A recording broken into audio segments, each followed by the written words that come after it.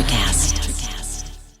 Ryan Reynolds here from Mint Mobile. With the price of just about everything going up during inflation, we thought we'd bring our prices down. So to help us, we brought in a reverse auctioneer, which is apparently a thing.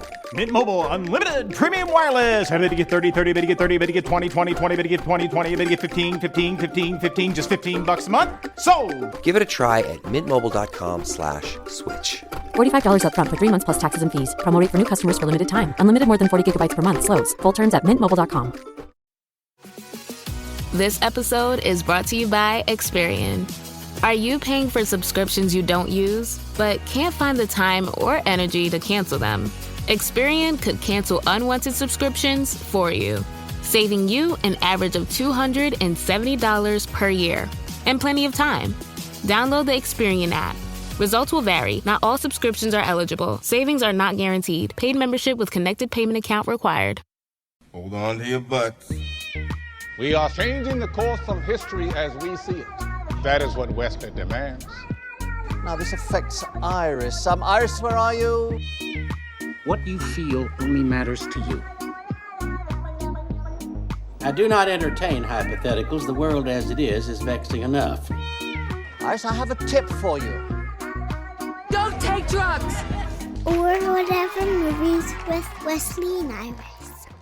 What up, and welcome to Or Whatever Movies. I'm your co-host Iris, and I'm here with my older brother. Nuts.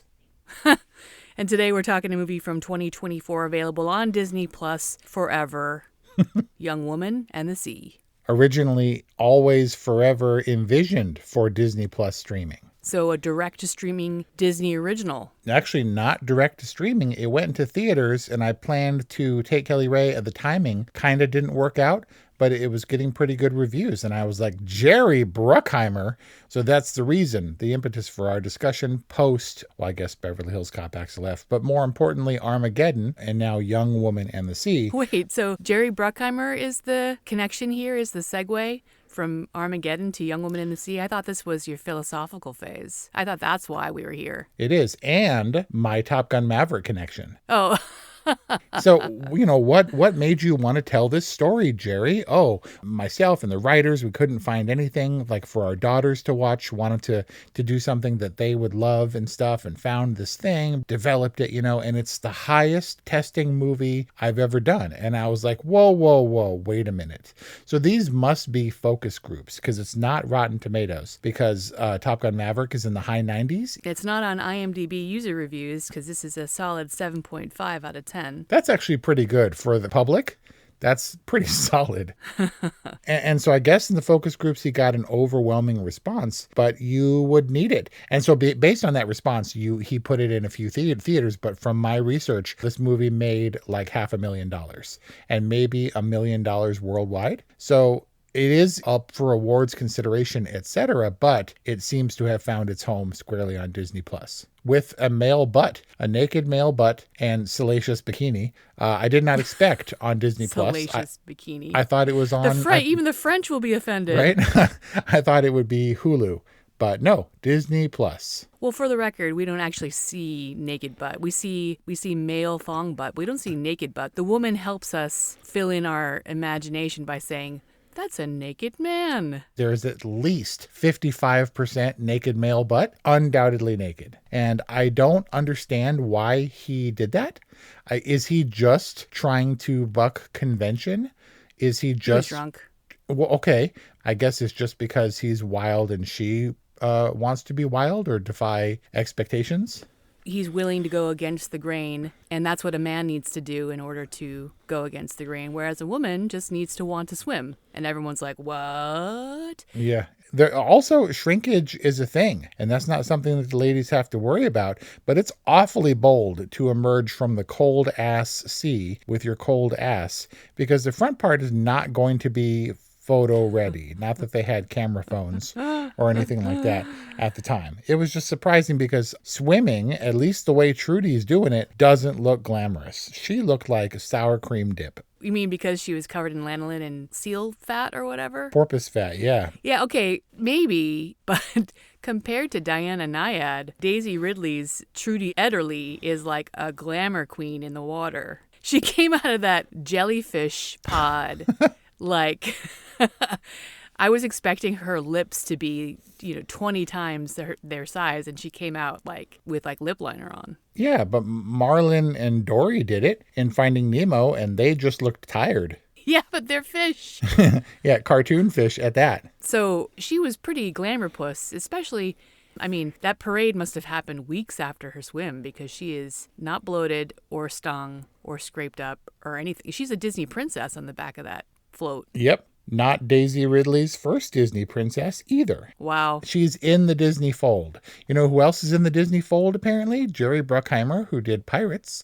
His name is pronounced Hokum Ronning, who directed Pirates, Dead Men Tell No Tales, and Kon-Tiki, our review available at Or Whatever Movies or wherever you get podcasts, directing Young Woman in the Sea. Disney keeps its people close. Wow, it's all coming together, Wes. Way to bring it together. This is what I'm saying. Nuts. Wow, and here I just thought this was a generic movie with a generic title. Is it generic, though? Because we brought up Nyad, and Nyad got considerable awards attention last year for Jodie Foster and Annette Bening, both nominated for acting. So you would think this is Nyad Jr. or Nyad Light. But in fact, Jerry Bruckheimer says they've been toiling to bring Young Woman in the Sea, the name of the book, to the screen for 9 years, which would make it not predate Nyad's story, but certainly the development of the Nyad film. I don't know that many movies are in gestation for 9 years. It was in turnaround, and they went to this studio, they went to that studio, and then Disneyfied it. But to say that it's, typical or standard, or what was the word you used? Generic, which I acknowledge is a little bit loaded, a little bit connotated. General might be a better adjective, but you have to admit, a very open-ended title and a fairly formulaic story. Not a bad segue to my period of reflection, my philosophical stance regarding movies, Jerry Bruckheimer movies in particular. Tell me. I don't know what Nyad had to contend with in terms of tides and how much mileage that also added to her swim, but to say that Trudy did 50 miles is a significant achievement also 100 years ago. And with a lot less technology and logistical support, with her team plotting the currents and the weather and the migration of sea animals. I don't know. There was a lot of technological jargon and obstacles in Nyad. Yeah. But this seemed, in true Disney fashion, much more sort of in your face and obvious, fairly standard. Girls can't play ball. There's no crying and swimming, kind of thing. And, and so I viewed this movie from my new philosophical appreciation of cinema approach, in that I think it was cinematic. It was a period movie, and it was for the girl who walks up to her and says in a very kind of obvious way, "They let me swim because of you." And she's like, "Are you fast?" And she's like, "Yeah, I beat my brother," or whatever, which doesn't really happen, but it's fine. And this is not for me. I'm not the target audience for this, being an old dude. And the kids who watch it might need more direct exposition and might need less subtlety and more heroic score and Meg bending to convention and Trudy quietly resisting. I've been thinking about the term inclusive, this idea that commerciality and being four-quadrant-y, a movie for a general movie-going audience and public, is a thing and actually is Jerry Bruckheimer's brand. Whether it's a big-budget action movie like Armageddon or kind of a smaller, more dramatic Young Woman in the Sea. I guess on the spectrum, you could say that this has been watered down. You could say that it's generic, or you can say that it's for a general movie-going audience. And I think that's probably the most neutral way to say that this is a mom movie. I'm there with you, though. This movie is not for me, even though I'm an older chick in parallel with your older dude. Just generally speaking, it doesn't I don't think it rubs anyone the wrong way. It was a typical Disney underdog magic kind of movie. Like Miracle or Remember the Titans or any of those uplifting sports movies, underdog stories of, as Jerry Bruckheimer put it, heroes who have been lost to time. Why isn't Trudy Ederle recognized anymore? Why isn't she celebrated for having the largest ticker tape parade in New York City history for a sports athlete? Why doesn't her achievement stand in the minds of people Maybe it should. And this movie certainly trades on the you can't do it. If you did it, it's significant, and yet she's still not remembered. I loved that they pointed out, and this wasn't the hardest of factoids in the coda, but they simply said that, she changed swimming for girls, for women, for the public, for the better. And I guess it seems like a simple thing, but I can only imagine if, I had my daughters at the time, how significant that would have been. I mean, she held world records, and that's what makes her such a rebel. And bucking convention, this unlikely butcher's daughter who doggedly pursues this dream. And how does she have that dream kind of planted in her? How does it take hold that she's going to pursue it against, the obstacles of her time, which are basically prejudice and lack of access? What is weird, though, Trudy Ederle wants to do the channel. Like, that's a very admirable dream, and it's something that she can do as a woman. What's weird to me is the other 4 men that did it after the first man that did it after the channel. Like, who are those men, and what possesses them to be like, I want to be the second dude who swims across the English Channel? I don't know, man. Do you know that there's, on most days during the season, a long line? You have to go to the summit of Everest and then wait for a long line of people to make the summit and then come back down that little narrow route before you can ascend.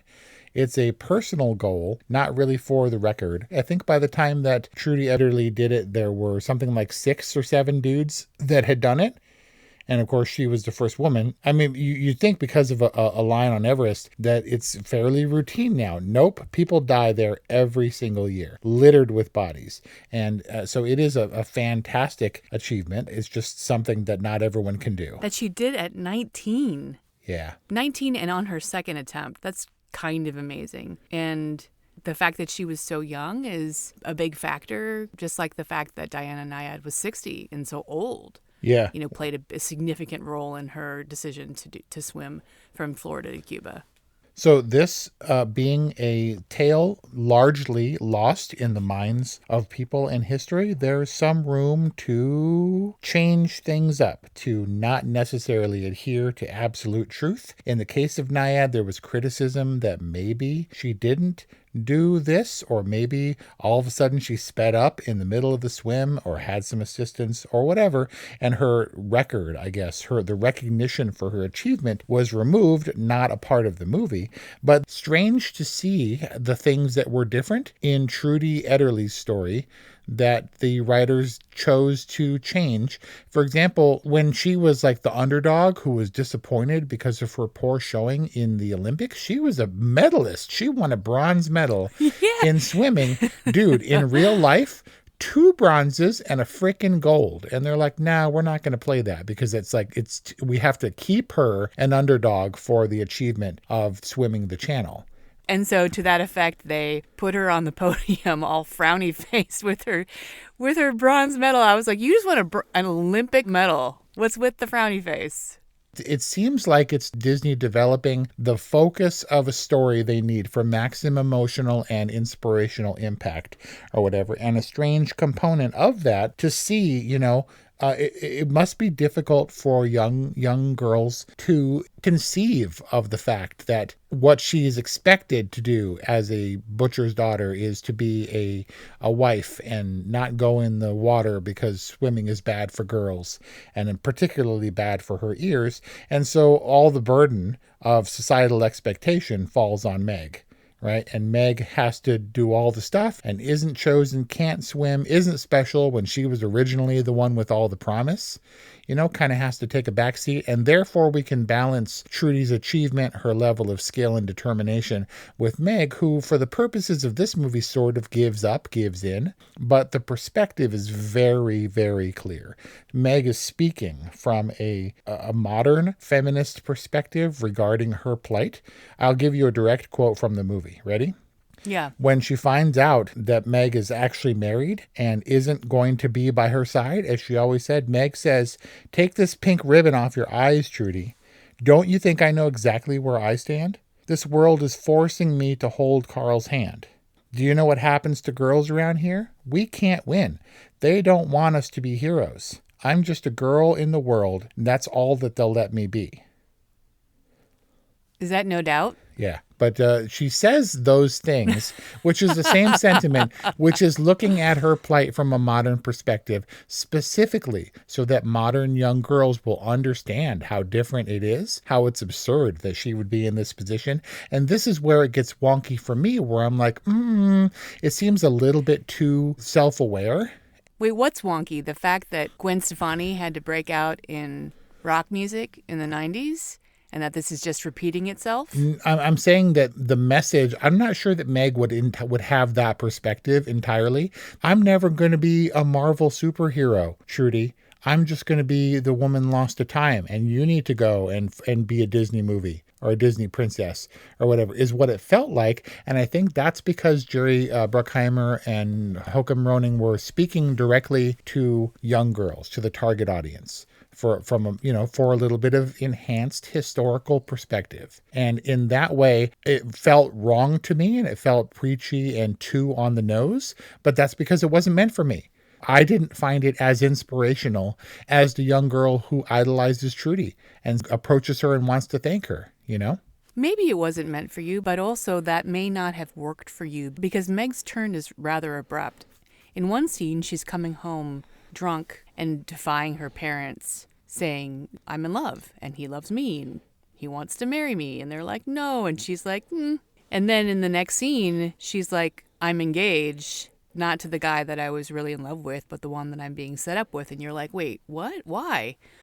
Think you know the Brooks Ghost? Think again. Introducing the all-new, better-than-ever Ghost 16. Now with nitrogen-infused cushioning for lightweight, supreme softness that feels good every step, every street, every single day. So go ahead, take your daily joyride in the all-new nitrogen-infused Ghost 16. It'll turn your everyday miles into everyday endorphins. Let's run there. Head to brooksrunning.com to learn more. Life is hard, but finding a really great podcast makes the days go by so much easier. Hi, my name is Blue Telusma. I'm a writer, an emotional intelligence coach, and the host of Humanize with Blue Telusma, a podcast where we believe that when you humanize everyone in the room, a great conversation is almost guaranteed. Join us every week here on Electricast as me and my guest co-hosts unpack big topics and interview even bigger personalities with a sense of humor and a dash of mischief. If you're looking for a new best friend in your head, we've got you covered. Electricast. What changed? I didn't see Meg's turn, and it seems like it was motivated by her support of Trudy. Like, I'm the one that's going to conform so that you don't have to. But why? Was that necessary? Right. And maybe the abruptness of that turn, the jarring thing where Meg is so heavily suppressed or whatever and falls into her role. I'm going to go dance with my husband. What are you going to go do? How about swim that English Channel? Was meant to take us by surprise, put us off our footing in such a way that we understand the sacrifice. I'm not sure if that's the right word. The concession she's making for the sake of not making waves. Come on. I'm bringing it today. Very abrupt, not exactly realistic, tonally a major shift for her character, but maybe perfect for Disney and driving the underdog to succeed. That's what I'm saying. I mean, she did that because that's part of the formula. Right. And, it's a watercolor, paint by numbers. Because we get the opening scene where she's a fighter and she defeats the measles. And then we have her mother's plight of getting her girls into swim. And then Trudy takes it on as her own. She overcomes the coal duties in order to swim. Then she's got to fight all of the people who sanction, competitive sports. And then she gets her goal and has to fight the incumbents, right? All the men who consider this to be their territory. She succeeds in endearing herself there. Then she has to fight against her coach and on, right? I can go on and on. But she's dogged and she's going to pursue her goal. Underdogged. She's doggedly underdogged. And it's formulaic. And I guess I was a little surprised that she succeeded on her second try. I thought there'd at least be another. But, once I knew that she was going to succeed in the second attempt, at that point I knew exactly what this movie was and how it was going to end. Yeah, not like I said, not surprising. It wasn't just that Wolf, her coach or her forced coach, was going to disqualify her. It was painfully obvious from the start that he had fully intended to touch her or poison her. And yes, poison her. So what? Right. And there was a little bit of embellishment. But again, we're presenting the message as clearly as possible. And to that end, I've decided that Disney remains somewhat in the middle. Maybe Jerry Bruckheimer, in looking to appeal to all four quadrants and get as much attention to his projects as possible, doesn't also go too far. She has to go through the jellyfish, and she has to feel the stings, and she has to power through to emerge clean and free of scars or lacerations or whatever the stings do to you. But that boat that's with her could go ahead. There's no rule against clearing the jellyfish from the surface. All you need is a few feet of clearance. And in the shot, the boat that's what can we do? Nothing. She has to go through it with pain and suffering. And then they followed her in the little boat that totally cleared the path of the jellyfish in its wake. And I was like, man, we are going to get this message no matter what.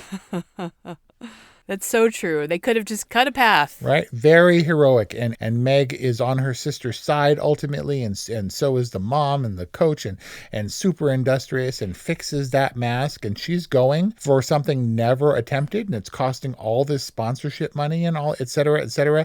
And they didn't have a single second mask anywhere. It was like, this one mask is toast. And that could have derailed the entire attempt. And it was cool with the candle and et cetera, but no other. Wouldn't the porpoise fat and the lanolin have helped as a barrier against jellyfish stings? Am I being unreasonable? I don't know. It kind of doesn't matter. That's why it felt so haphazard. I mean, they were basically an unfunded ragtag crew, although much more supportive than her pseudo-professional crew that she first set out with. But to your point, like, did nobody anticipate that she was going to be arriving at the other side of the English Channel at night to give her any kind of guiding light? I was like, they don't have a spotlight out there already? Right? Spotlight? And I'm assuming that's one of those other embellishments that the public did the bonfires after the fact that after she was already lost at sea. How did they know she was lost? I mean, you can speculate because someone had recently died in the shallows, at least in the swimming community. They were aware, but how were they? Oh, she's lost in the shallow. They let her go. They couldn't follow her in there. Just by virtue of the fact that she hadn't arrived yet, they knew, and thus we knew that she was lost. When Benji goes into the water and they have to pull him out, and they're like, we lost him after 10 miles. He's frozen solid. I got news for you. Even if they hadn't lost him for a while, he still would have been frozen because he was going to swim the whole thing. It's not like he wandered into way colder water off course or anything. So to my earlier point, Disney keeping it middle ground was, then the fire's light and it's all heroic and stuff. But I would have done it differently. And part of my philosophical revelation is that it wouldn't have been done Disneyly, because I would have wanted Meg to defy convention, her own little rebellion, as long as, or the dad who was like, pull her out, crush her dreams. I don't want my daughter to be hurt. They should have been approached by the customs officer or whoever was asking for their passports later on. Should have been approached like, hey, you can't be here on the beach like this. What are you doing? You need to clear out immediately or whatever. And then him grab or Meg, either one of them, take that oil lantern and dash it on the rocks and spread the fire from the oil across the rocks, which signals to Trudy where the land is, and screaming Trudy's name, and she can't hear because her hearing is compromised anyway, and she has water in her ears and stuff.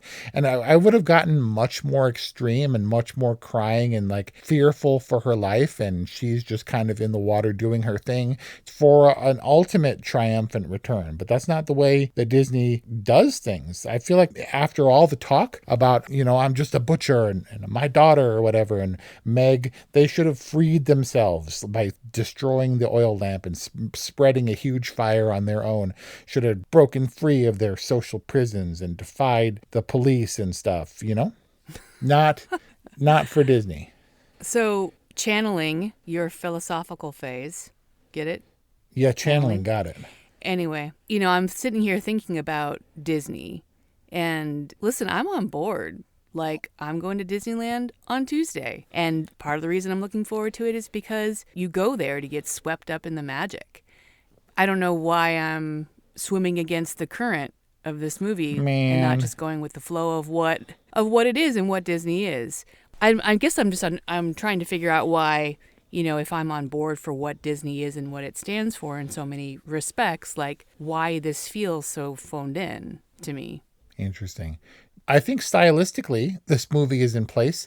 I think, strange as generic as it seems, Young Woman and the Sea has a distinct Hemingway connection, and it feels old-timey and it feels reverential. It feels good. I was actually encouraged by Jerry Bruckheimer's participation because he is not one to do little risky art house projects. When he does a movie, it's because he truly believes and wants all of us to believe.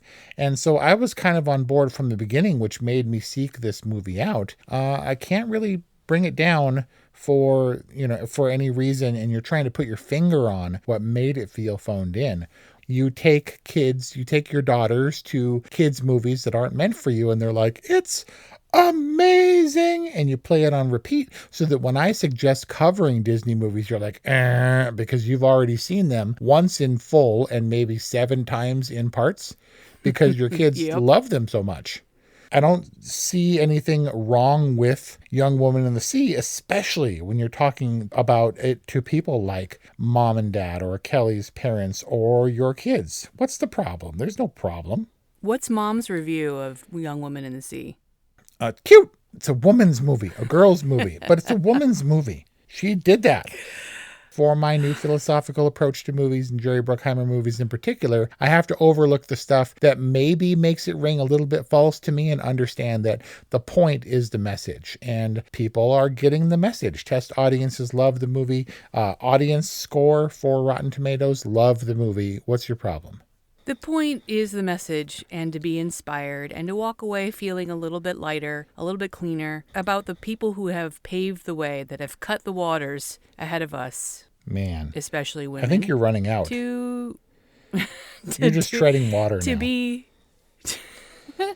the women we are meant. And also, in addition to all those stellar review ratings, there's 7.5 out of 10 overall for IMDb user reviews, including 9 stars, wins the heart on pure emotion alone.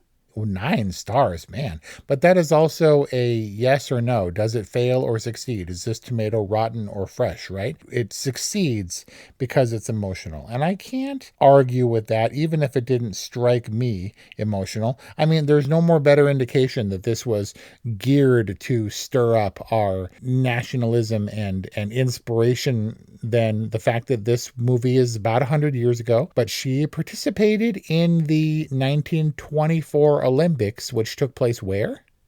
France? In Paris, 100 years later, back in Paris. We just wrapped the regular Olympics, and it seems perfectly timed. And that's why this movie exists exactly when it does now. It's inspirational and heroic, and Disney really, really wants us to know that. And I got no problem with it. How about this? 9 out of 10 stars, contender for Best Picture. Come on. People can love it, but after Nyad didn't succeed, I'm not sure that the more heavy-handed Disney version is going to make a splash. Good one. This reviewer justifies it by saying, it's like Gravity, but in 1926 and out at sea. Gravity at sea? How? Is that just she's stuck and has to use her own resourcefulness to get to the shore, to walk on shore in a hammy evolution symbolism kind of way? Yeah. Basically. Okay. Do you think that Daisy Ridley was crazy? Trudy Ridley. Do you think that she was insane? No. Her overcoming the measles and coming downstairs was just luck. She wasn't a fighter. I guess it wasn't her determination because she didn't even know she was dying. She's not like, I'm gonna beat it. She just like kind of woke up and was like, he fell asleep and I guess I'm not dying and boy am I hungry. Salami and cheese, yum, right? She was just maybe strong in body, more resilient or whatever, but she wasn't determined to beat the measles.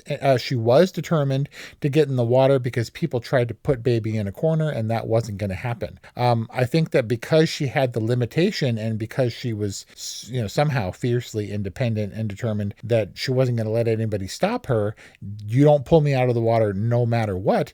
But no, she didn't strike me as crazy. She struck me as modern and rational in a way that only this movie can bring perspective to a story from 100 years ago. But there is an element of crazy in the pathos of people like Diana Nyad, who are willing to die for a swimming achievement. Is the same said for anybody who goes to extreme lengths, the Fire of Love people or Alexei Navalny, may he rest in peace. Yeah, I guess the only difference is the insufferability of Diana Nyad. Uh-huh.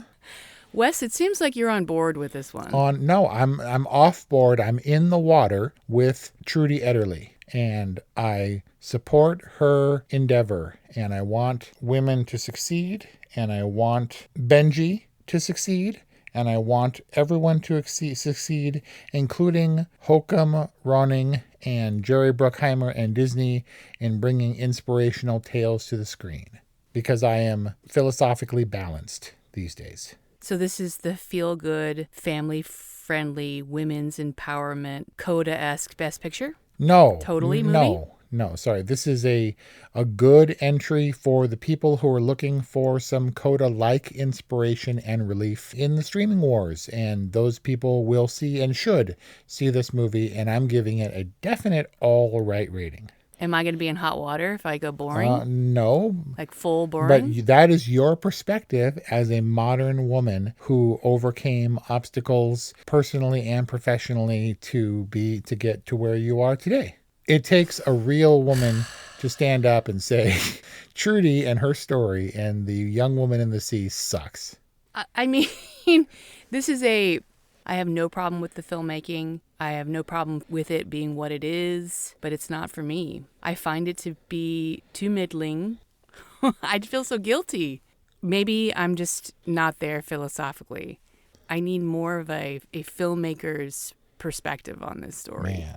And look, it's a moment in time where I can commit to an official boring rating, and that's our discussion on Young Woman and Sea. So come at me, bro, 818-835-0473 or orwhatevermovies@gmail.com. I've been thinking, Wes, we really need to promote our YouTube channel. Okay. Stream our stuff there because it also helps people find us. In addition to your 5-star reviews, thank you for your support of Or Whatever Movies, a sibling-run movie discussion podcast. We couldn't do it without you, and we hope you enjoyed this discussion on Young Woman and the Sea. We'll see you next time.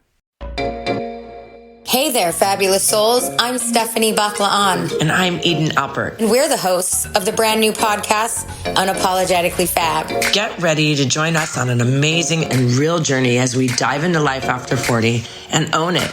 We're all about changing the narrative, leaning into who you are, and living a life by your own design. Join us as we embrace life unapologetically and redefine success. This is Unapologetically Fab, an Electric Cast production. See you there. Electricast. Hi, I'm Mark. And I'm Peter. We're the founders of Electricast Media, bringing you great podcasts like Nightmare Road Stories, Tech Talk Revolution, and Bodacious Minds. Electricast networks include Ruby for female empowerment, the Best Business Network, and GPN for geopolitics. We built this company to create community and amplify diverse voices, and we really appreciate your support. So, keep listening to Electricast podcasts and hear the culture. Electricast. Electricast.